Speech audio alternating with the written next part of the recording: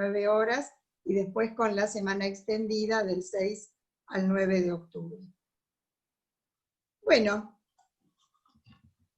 es un placer y un honor para mí anunciar el Ateneo de hoy, que es una doble celebración y presentación de libros.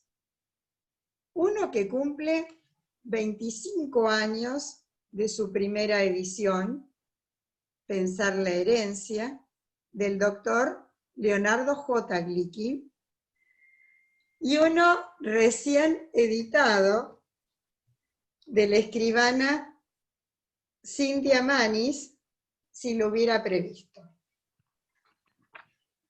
Bueno, me gustaría, es un placer para mí tener este Ateneo de presentación de libros. Bueno, sucintamente voy a presentar a Leonardo en primer término, porque Leonardo es un gran productor de las letras, no solo de libros, de artículos, de especialidad. Bueno, la verdad que conozco bastante de su trayectoria y siempre tiene proyectos y temas novedosos, interesantes. Leonardo es abogado de la UBA, director de CAPS Consultores, director del programa de empresas familiares de la Universidad Torcuato Di Tella, es autor de 6 libros y numerosas participaciones en obras colectivas. Además, es director del Registro de Consultores Certificados del Instituto Argentino de la Empresa Familiar. Bueno, Leonardo, es un gusto. Vamos a hablar entonces de tu libro, que el 5 de octubre casualmente cumple 25 años de la primera edición. Bien. Bueno, Alicia, muchas gracias. Muchas gracias a todos ustedes por su presencia. Y bueno, 25 años y también otra cuestión que yo les diría que es muy simbólica. Hoy terminé de corregir la primera edición digital de Pensar la herencia, que probablemente va a estar ya disponible en el mes de octubre, y que tiene la característica de que está actualizado ya con el Código Civil y Comercial, lo cual implicó hacer algunas modificaciones en el libro, no demasiado importantes porque al ser un libro de divulgación no es un libro técnico, es decir, que lo importante son los temas conceptuales más que su aplicación práctica, pero implicó ayornarse, porque en 25 años la sociedad cambió. Entonces, por ejemplo, en algunos capítulos había historias contadas de una manera tal que no respetaban el concepto actual de la perspectiva de género, entonces esto lo hemos adaptado. Y hoy me llamó la atención que había un ejemplo que era impublicable porque resulta que el ejemplo estaba basado en un tipo que tenía que comprarse un traje. Y esto de comprarse un traje ya pasó a la historia, ¿no es cierto? Entonces, bueno, tuvimos que adaptar el tipo de ropa que se va a comprar este heredante. Y aquí venimos un poco a profundizar ya en el libro, porque en realidad pensar la herencia es una actividad de heredantes. Es una actividad de cada uno de nosotros cuando tomamos conciencia de nuestra condición de mortales y cuando pensamos que algún día vamos a ser heredados, y entonces nos planteamos qué es lo que le vamos a dejar al mundo. Y al mundo le vamos a dejar a veces bienes materiales, a veces el testimonio de nuestra trayectoria, a veces un ejemplo de vida, y a veces el riesgo que le dejemos conflictos, que le dejemos situaciones de pérdida y situaciones de dolor. Entonces de lo que se trata es de constituirnos en heredantes responsables, que nos animemos a pensar en el futuro posible y en lo que cada uno de nosotros va a hacer en relación a ese futuro. Esta palabra heredante es un neologismo, yo lo presenté en el Congreso Mundial de Derecho de Familia en el año 1998, y el libro es anterior, el libro es antes de que existiera el concepto de heredante. El Código Civil habla de difunto, habla de causante, y en un momento el pobre Vélez Arfield no tiene una palabra para poner, entonces dice el futuro difunto. Bueno, el futuro difunto claramente es el heredante, ¿no es cierto? Y esto me pasó a mí un día en el año 1994, ahora vamos a entrar en el backstage del libro. Yo estaba caminando por la playa en Brasil solo en el 94 y en un momento pienso, ¿qué pasa si una ola me lleva? Entonces me empiezo a imaginar a mi mujer de entonces, mi hija muy chiquita, mi hijo de otro matrimonio, mis deudas y mis créditos, mi estudio. Y me doy cuenta de que si eso ocurría, no iba a ser solamente una desgracia, podía ser también una tragedia.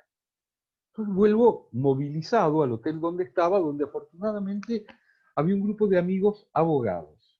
Entonces decido sentarme con ellos y les digo, bueno, porque yo decía, bueno, evidentemente en casa de herrero, cuchillo de palo, soy abogado, me dedico a sucesiones y sin embargo de esto no pensé nada. Entonces seguramente soy yo que me olvidé de esta cuestión, todos estos abogados que están acá deben tener la cosa clarísima. Les pregunto qué recaudos habían tomado. La respuesta fue que ninguno, todas personas de 35 o 45 años, no habían pensado nada de este tema.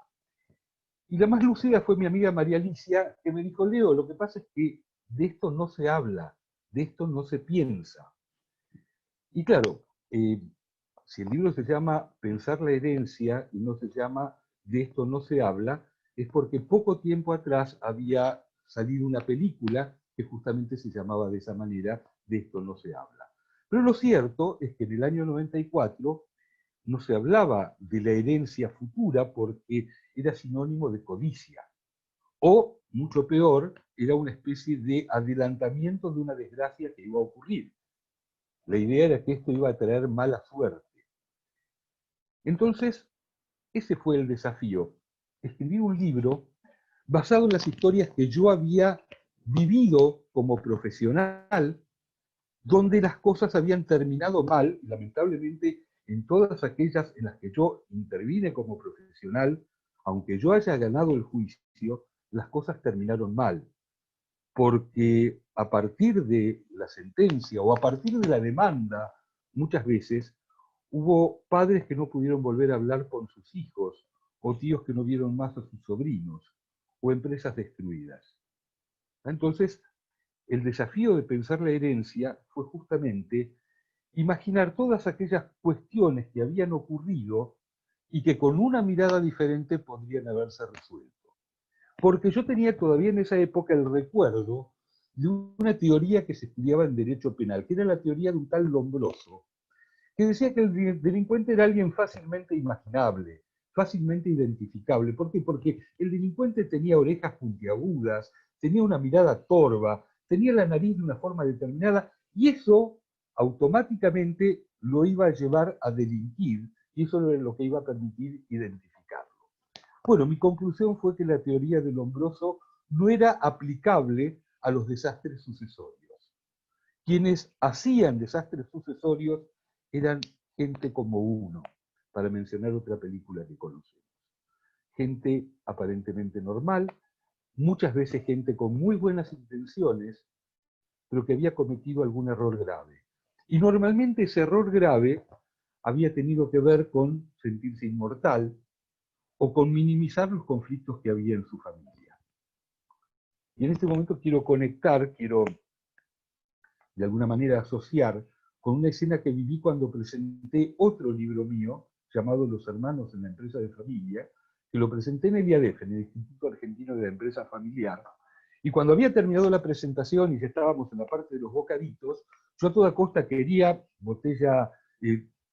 copa de champán en la mano y tratando de comer un bocadito, y de pronto se acerca una señora que a toda costa quería contarme su historia. Y bueno, yo no tuve más remedio que escucharla, y veo que la señora tenía mi libro en el regazo, lo había comprado y lo tenía consigo, y entonces me va contando la historia y cada vez el bocadito se me atragantaba más, hasta que en un momento le saqué el libro del regazo y le dije, señora, este libro no es para usted. Usted tiene que ir a consultar a un penalista, porque esta historia es una historia que no se puede resolver con todos los mecanismos de buena onda que yo propongo en la relación entre hermanos y que en general proponemos en la planificación sucesoria. Usted está frente a una situación de riesgo que incluso es riesgo vital, y por lo tanto yo no puedo incurrir en iatrogenia. Yo no puedo decir, como alguna vez dijo un ministro en la Argentina, les hablé con el corazón y me respondieron con el bolsillo. Cuando las cosas ya escalaron un cierto nivel, ya el diálogo es imposible y ya la relación probablemente está perdida. Y esto es uno de los mensajes que queremos dar con el contenido de pensar la herencia y en definitiva con el contenido de la planificación sucesoria. Y esto es, como heredantes tenemos la responsabilidad de hacer lo mejor para que nuestro patrimonio llegue de la mejor manera a las personas que queremos y a las que en definitiva quiere la ley. Por eso definimos a la planificación sucesoria como el conjunto de estrategias en función de las cuales el heredante logra transmitir sus deseos e intereses respetando las necesidades de su entorno afectivo en un marco de equidad. Y esta definición y este encuadre de planificación sucesoria es la clave para entender qué es lo que podemos hacer, a veces diría qué es lo que debemos hacer en función de esas necesidades, y qué es lo que no debemos hacer porque lo que vamos a generar es un daño mayor. Por eso, cuando conformamos el Consejo Argentino de Planificación Sucesoria y Asociación Civil, y en una primera etapa íbamos generando capítulos regionales, era obligatorio que en cada capítulo regional hubiera por lo menos algún profesional de la abogacía, algún notario, algún profesional de las ciencias económicas y algún profesional de la psicología. Porque por definición la planificación sucesoria tiene un abordaje interdisciplinario. No se puede hacer planificación sucesoria desde el saber exclusivo de un área. Como yo decía en esas épocas, en las primeras charlas, un poco irónicamente para que se entendiera, que si uno consulta con un contador probablemente termine con una sociedad anónima, si uno consulta con un abogado quizás termine en un juicio, y si consulta con un cardiólogo quizás termine con un stent. Entonces lo mejor que uno puede hacer es manejarlo interdisciplinariamente y lograr que a partir del aporte de cada uno se llegue a una realidad que sea superadora. Y yo les decía, y esto es parte también del backstage, toda la resistencia que apareció con la planificación sucesoria por el tema de esto trae mala suerte, pensar en algo que mejor no pensemos y hablar los miles cuentos. Resulta que uno de los primeros contratos de capacitación que tuve por este tema fue para una compañía de seguros que había convocado a Buenos Aires a sus representantes más importantes de todo el país. Y estábamos en medio del desayuno, antes de la charla inicial, cuando escucho un cordobés muy simpático que contaba a sus colegas, y yo venía en el avión y el avión se movía, y yo estaba con este libro, Pensar la herencia, y estaba con un miedo bárbaro, y dije, bueno, aquí me la regaló prácticamente con moño, porque de esto tenemos que hablar. Entonces lo primero que pregunté al iniciar este seminario fue si en el lugar estaban todos. Me dijeron que sí, que no faltaba nadie. Y les pregunté en qué habían llegado a este lugar, y algunos habían llegado en auto, otros en tren, otros en avión, y les dije, ¿y todos llegaron bien? Sí. ¿Y todos ustedes tienen el libro con ustedes? Sí, me dijeron. Bueno, entonces una conclusión, este libro trae buena suerte. ¿Tá? Entonces, tanto como podemos decir que hablar de esto trae mala suerte, con la misma seriedad y seguridad podemos decir que trae buena suerte. ¿Tá? Y en realidad la suerte no es algo que esté sola, la suerte hay que acompañarla con decisiones inteligentes, hay que acompañarla no repitiendo la estrategia del avestruz, o sea, no ocultando la cabeza debajo de la arena, creyendo que de esa forma las cosas no van a ocurrir, no procrastinando, no dejando que las cosas ocurran por sí mismos. Recuerdo una oportunidad con un señor que estaba en una situación muy complicada, y entonces yo le propongo un plan de trabajo y su respuesta fue, vamos a dejar que pase el verano. Yo digo, mire, ese justamente es el único problema que usted no tiene, porque el verano va a pasar solito. Pero ¿por qué no se ocupa de las cosas que realmente se tiene que ocupar? Este es quizás el mensaje que transmitimos a través de pensar la herencia y genéricamente del concepto de la planificación. Y les cuento que no fue un camino fácil, fue un camino, sí, absolutamente desafiante, y como aquí está Cintia, que está presentando su primer libro, quiero decir especialmente que presentar un primer libro es abrir un camino. Es abrir un camino a los próximos libros, y es abrir un camino probablemente a una manera diferente de ejercer la profesión. Porque esos lectores han generado un vínculo previo que hace que a partir de ahí la relación con los lectores sea diferente a lo que es la relación con un consultante que viene de la calle o que simplemente recibió una tarjeta. Hay ya un compromiso dado a partir de ese libro y una expectativa. Y entonces lo mejor que podemos hacer es trabajar en función de todo eso. Pero, como ocurre en muchos temas, hay que desbrozar caminos, hay que recorrer caminos que no siempre son fáciles de recorrer. Una de las piedras más significativas que tuve que vivir fue la resolución de la Inspección General de Justicia cuando intentamos inscribir la Asociación Civil Consejo Argentino de Planificación Sucesoria. La respuesta de la Inspección General de Justicia fue que se denegaba la inscripción porque el fin que tenía la asociación era año 1997, esta fue la palabra utilizada, era un fin subversivo. Porque lo que pretendíamos hacer, que era planificar respecto de la herencia, era ir contra las normas establecidas, era ir contra el Código Civil, y que por lo tanto eso no podía permitirse y era contrario a los fines del Estado. Por supuesto, esta resolución de la Inspección General de Justicia fue apelada y tuvimos un fallo ejemplar de la Cámara de Apelaciones en lo Civil, Sala H, que ordenó la inscripción de la Asociación Consejo Argentino de Planificación Sucesoria un año después. Y luego hubo algunos temas interesantes con la difusión. Por ejemplo, una vez traigo relación con un distinguido librero y le cuento, bueno, ya en confianza, mira, el problema que yo tengo con mi libro Pensar la Herencia es que los libreros no saben dónde ponerlo, porque resulta que es un libro de divulgación, entonces no saben si ponerlo con los libros de qué cosa. Entonces dice, bueno, esto será en algunas librerías berretas, en mi librería eso no pasa. Acá tenemos un tipo especializado en poner cada libro en el lugar que le corresponde. Y en ese mismo momento busca, ya él tenía computadora, busca, me dijiste, ¿cómo me dijiste que se llama? Pensar la Herencia. Entonces busca y dice, bueno, algo falló porque lo pusimos entre los libros de biología.